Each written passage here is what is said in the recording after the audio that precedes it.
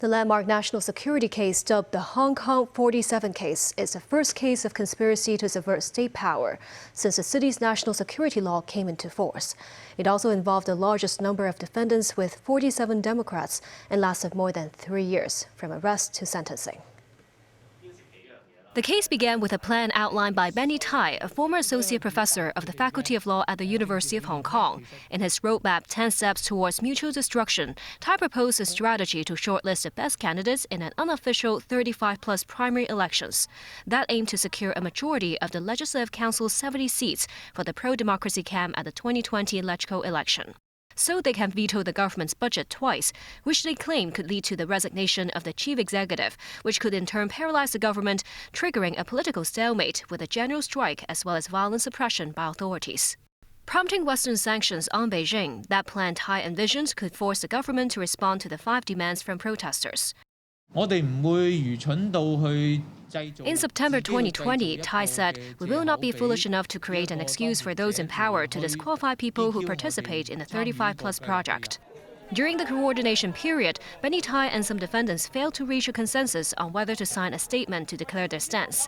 Eventually, 3 defendants, Owen Chow, Sam Chung, and Fergus Leung, drafted the declaration Resolute Resistance Aimed Without Regret, on which over 30 defendants signed.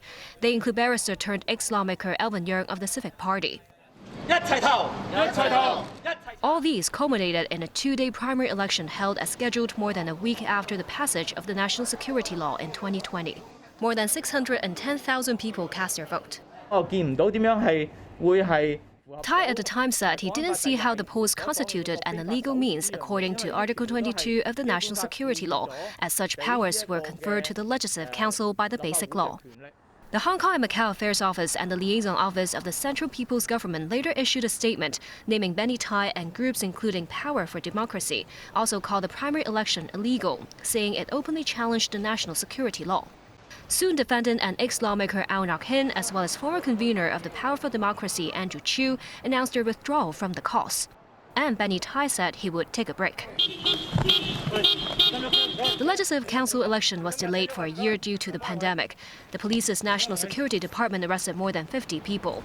Among them, 47 were charged with conspiracy to subvert state power. 31 of them, including Benny Tai, pleaded guilty, while 16 others pleaded not guilty. Barrister Lawrence Lau and Lee Yu-sun, a former Civic Party member, were acquitted of the charges. The remaining 14 were convicted. It has been more than 3 years since the arrests of some defendants. The Department of Justice has filed an appeal against Lau's acquittal. 8 defendants, including James To and Roy Kwong from the Democratic Party, were arrested in the same case. They have not been prosecuted so far.